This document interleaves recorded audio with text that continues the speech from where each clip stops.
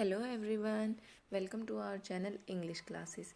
I am Nishita Chauhan and wishing you a very happy new year. तो आप सभी जैसे जानते हैं सीबीएसई की डेट शीट रिलीज़ हो चुकी है, तो आपको घबराने की कोई ज़रूरत नहीं है। आपके लिए न्यू ईयर गिफ्ट है।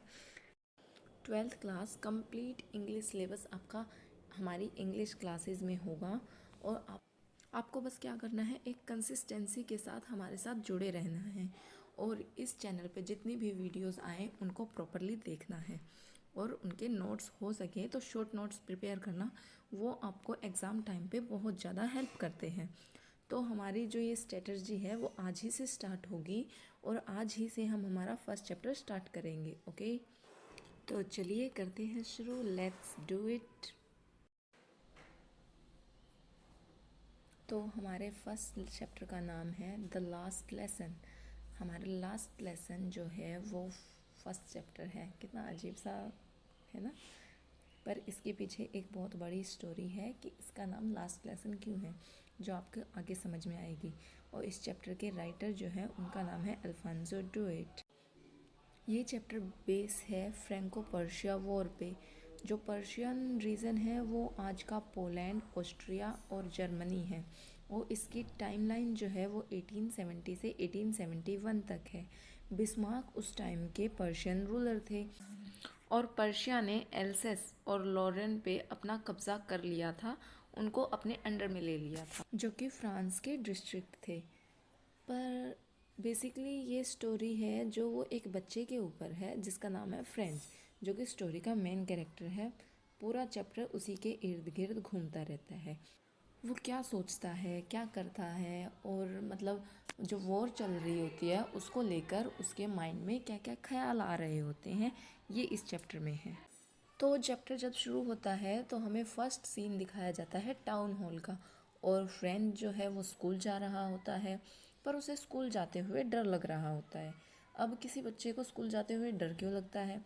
सिंपल सी बात है, या तो उसने होमवर्क नहीं किया है या उसने टेस्ट का याद नहीं किया है।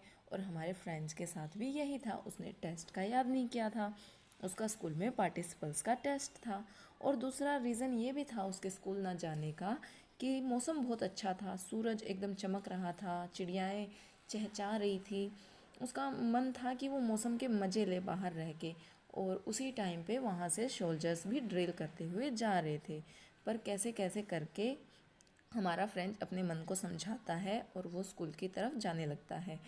उसे स्कूल में जाते हुए वहीं पे पास में भीड़ में एक बुलेटिन बोर्ड दिखाई देता है। उस बुलेटिन बोर्ड पे हमेशा बुरी खबरें आती थी, तो उस टाइम पे भी वहाँ पे नोटिस लगा हुआ था और भीड़ इकट्ठी हुई थी। उसी भीड़ में से उसे एक इंसान आवाज़ देता है जिसका नाम होता है वॉचर। वो ब्लैक स्मिथ है। अब वॉचर कहता है, hey friends, no need to worry, आराम से जाओ, तुम्हारे पास बहुत टाइम है स्कूल जाने के लिए। तो फ्रेंड्स सोचता है कि ब्लैक स्मिथ उसे चिढ़ा रहे हैं और वो उन्हें इग्नोर करके आगे बढ़ जाता है अपने स्कूल की ओर। और स्कूल पहुंचते ही वो एकदम चौंक जाता है। क्यों? क्योंकि स्कूल में नॉर्मली क्या होता है, टीचर्स जो हैं वो बच्चों पे चिल्ला रहे होते हैं, बच्चे इधर उधर भाग रहे होते हैं और क्लासरूम से रीडिंग की आवाज़ आ रही होती है, डेस्क पे स्केल बजाने की आवाज़ें आ रही होती हैं। पर आज बिल्कुल स्कूल जो है वो सन्नाटे के आगोश में लिपटा हुआ होता है और स्कूल एकदम शांत होता है। फिर फ्रांस जो है वो अपनी क्लास की ओर जाता है, तो वो क्लास में जाके और भी ज़्यादा सरप्राइज़ हो जाता है। क्योंकि क्लास में जाके वो जब देखता है कि उसके बैक बेंचेस पे, क्लासरूम के बैक बेंचेस पे कुछ विलेजर्स बैठे होते हैं, जिसमें से एक तो पोस्ट मास्टर होते हैं, एक मेयर होते हैं और एक मिस्टर होसर होते हैं। उन विलेजर्स में से एक विलेजर ने कॉर्न शेप्ड कैप पहनी होती है और एक के पास प्राइमर होती है। प्राइमर बेसिकली एक मोटी सी बुक होती है जिसके अंदर लैंग्वेज के बेसिक्स होते हैं। फिर फ्रांस जो है वो अपने टीचर को देखता है और वो थोड़ा और ज़्यादा सरप्राइज हो जाता है, क्योंकि उसके टीचर ने ग्रीन कलर का कोट पहना होता है, वाइट फ्लेयर शर्ट पहनी थी और एक सिल्क की टोपी पहनी थी। फ्रांस सोचता है कि मिस्टर एम हेमेल तो ये सब प्राइज डे और इंस्पेक्शन वाले दिन पहनते हैं, तो आज ये सब क्यों पहना है मिस्टर एम हेमेल ने। फिर इतने ये सब सोच ही रहा होता है फ्रेंड्स, तभी मिस्टर एम हेमेल जो हैं क्लास को स्टार्ट करते हैं और बताते हैं this is your last lesson of French and कल आपके न्यू टीचर आएंगे जो आपको जर्मन पढ़ाएंगे, क्योंकि फ्रेंको पर्शियन वॉर में फ्रांस जो है वो हार गया है और जर्मनी जो है वो जीत गया है और अपनी कल्चर और लैंग्वेज को बढ़ाने के लिए वो जर्मन पढ़ाएंगे। ये सब सुनकर फ्रेंड्स को बहुत बड़ा झटका लगता है। क्यों? क्योंकि जब कोई चीज़ हमारे पास होती है तो हमें उसकी वैल्यू नहीं होती, और जब वो हमसे दूर जा रही होती है तो फिर हमें उसकी वैल्यू का पता चलता है। ऐसे ही फ्रेंड्स के साथ हुआ होता है कि उसको अपनी फ्रेंच लैंग्वेज नहीं आती है, और वो एक फ्रेंच पर्सन है और तभी भी उसको अपनी लैंग्वेज नहीं आती, तो वो खुद पे बहुत रिग्रेट करता है कि क्यों मैंने अपना टाइम वेस्ट कर दिया, क्लास के टाइम पे मैंने क्यों नहीं पढ़ा, अब मैं कैसे फ्रेंच पढ़ूँगा। अब फ्रेंच को समझ में आता है कि क्यों मिस्टर एम हेमेल ने ऐसी ड्रेस पहनी है, क्यों बैक बेंचेस पे विलेजर्स बैठे हुए हैं, बुलेटिन बोर्ड के पास ब्लैक स्मिथ उसे आराम से जाने के लिए क्यों कह रहे थे, स्कूल में सन्नाटा क्यों छाया हुआ है। अब उसे सब समझ में आता है। तो जैसे कि फ्रेंच को सब समझ में आ गया, तो आपको भी सब समझ में ही आ गया होगा कि वो अपनी फ्रेंच लैंग्वेज के लिए वहाँ पे आए हुए थे, वो थैंक यू बोलने के लिए आए हुए थे मिस्टर एम हेमल को। ये सब फ्रेंच सोच ही रहा होता है, तभी मिस्टर एम हेमल उससे खड़ा करके क्वेश्चन पूछ लेते हैं, पार्टिसिपल्स के रूल पूछ लेते हैं। वो बोलते हैं कि बताओ पार्टिसिपल्स के रूल क्या होते हैं फ्रेंच। तो फ्रेंच ने तो कुछ पढ़ा ही नहीं होता, इसीलिए तो स्कूल आने से डर रहा होता है, तो उसको कुछ भी नहीं आता और वो क्वेश्चन का आंसर नहीं दे पाता। फिर मिस्टर एम हेमल कहते हैं सिट डाउन पुअर फ्रेंच, वो उसे बैठा देते हैं। अब वो भी क्या ही बोलते, लास्ट दिन वैसे था, तो वो कहते हैं this is not your fault French, ये मेरी गलती है कि मैंने तुम्हें ठीक से पढ़ाया नहीं, ये तुम्हारे पेरेंट्स की गलती है जो तुम्हें कुछ पैसों के लिए फार्म पे मेल पे काम करने के लिए भेज देते हैं और तुम्हारी पढ़ाई पे ध्यान नहीं दिया। फिर वो कहते हैं कि फ्रेंच जो है वो मोस्ट ब्यूटीफुल लैंग्वेज है, French is most beautiful language. और वो बताते हैं कि कोई भी लैंग्वेज दुनिया में हमारे लिए की टू प्रिजन होती है।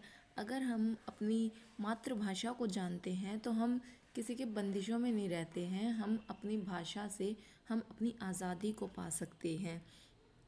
फिर वो उन्हें ग्रामर पढ़ाते हैं, हिस्ट्री पढ़ाते हैं और लैंग्वेज भी पढ़ाते हैं।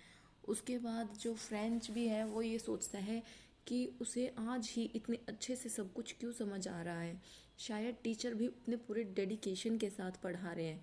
और क्लास में एकदम पिन ड्रॉप साइलेंस होती है, सब रियल अटेंशन के साथ मिस्टर एम हेमल को सुन रहे होते हैं। तभी फ्रेंच एक पिजन को देखता है जो कुक कर रहा होता है, मतलब गुटरगू वाली आवाज़ें निकाल रहा होता है। और फिर फ्रांस जो है वो सोचता है कि क्या अब जर्मन पिजन से भी जर्मन में सिंग करवाएंगे। फिर मिस्टर एम हेमेल उन्हें लैंग्वेज पढ़ाते हैं और एक सुंदर सी नोटबुक देते हैं जिसके ऊपर सुंदर सुंदर कैलीग्राफी में लिखा होता है फ्रांस एल्सेस। फिर फ्रेंड्स सोचता है कि मेरे टीचर ने मिस्टर एम हेमल ने 4 डिकेड्स मीन्स 40 ईयर्स की सर्विस इसी स्कूल में दे दी है, इसी स्कूल को अपने 40 साल दे दिए हैं। और फिर वो मिस्टर एम हेमल को देखता है। मिस्टर एम हेमल पूरी क्लास को इतनी ध्यान से देख रहे होते हैं जैसे कि वो अपनी आँखों के कैमरे में पूरी क्लास को कैप्चर कर रहे होते हैं। और मिस्टर एम हेमल भी कभी क्लास को देखते हैं, कभी ग्राउंड में देखते हैं। ग्राउंड में उन्होंने वॉलनट्स का और हॉप वाइन का 2 पेड़ लगाए होते हैं और वो सोचते हैं कि ये पेड़ अब काफ़ी बड़े हो चुके हैं। वो क्लास में देखते हैं कि जो डेस्क हैं वो 40 साल पहले बिल्कुल नए थे और अब जो हैं वो पुराने हो चुके हैं और कुछ भी नहीं बदला है, सब कुछ सेम है। इतने ही में ही जो चर्च की बेल बज जाती है, 12 बज चुके होते हैं और जो सोल्जर्स ड्रिल करके गए थे वो वापस आ रहे थे और इसी के साथ उनकी क्लास भी एंड हो जाती है। और अब मिस्टर एम हेमल जो है वो बहुत ही ज़्यादा सैड होते हैं, वो कुछ बोलना चाहते हैं पर उनके मुंह से कुछ आवाज़ नहीं निकल रही थी सैडनेस की वजह से। आज फ्रेंच को भी अपने टीचर जो हैं काफ़ी लंबे लग रहे थे, तो जो मिस्टर एम हेमल हैं वो सिर्फ चौक उठाते हैं और बोर्ड पे लिख देते हैं विव ला फ्रांस, जिसका मीनिंग होता है लॉन्ग लिव फ्रांस। फिर वो क्लास को एंड करते हैं, सिर्फ हाथ से जेस्चर करते हैं, वो कुछ नहीं बोलते। और इसी के साथ हमारा चैप्टर का द एंड हो जाता है। अब हम कुछ पॉइंट्स देख लेते हैं जो हमें याद रखने हैं, पॉइंट्स टू रिमेंबर वाले। तो फर्स्ट चीज़ हमें क्या याद रखनी है कि फ्रांस के कौन कौन से डिस्ट्रिक्ट जर्मनी ने कब्ज़ा कर लिए थे। दूसरा, फ्रेंच को किसने रोका था। तीसरा, एमएमएल जी ने क्या पहना हुआ था उस दिन। और जो बैक बेंचेस के विलेजर्स क्यों बैठे हुए थे। टीचर्स ने जो नोटबुक बच्चों को डिस्ट्रीब्यूट की थी उन नोटबुक्स पर क्या लिखा हुआ था। लास्ट में बोर्ड पर एमएमएल ने क्या लिखा था और कौन से ट्रीज थे। और जो पिजन वाला क्वेश्चन है कि पिजन्स पर फ्रेंड्स ने क्या कमेंट किया, उस पे क्वेश्चन आ जाता है बोर्ड के पेपर में, तो उसको भी एक बारी ध्यान से रिवाइज करना है और याद रखना है इन पॉइंट्स को। Okay, now with this I am ending today's video. अगर कोई भी आपके पास डाउट है तो कमेंट सेक्शन में आपका वेलकम है। And I also available on Instagram, तो जब भी आपको कोई भी डाउट हो आप पूछ सकते हैं। Best of luck and take care.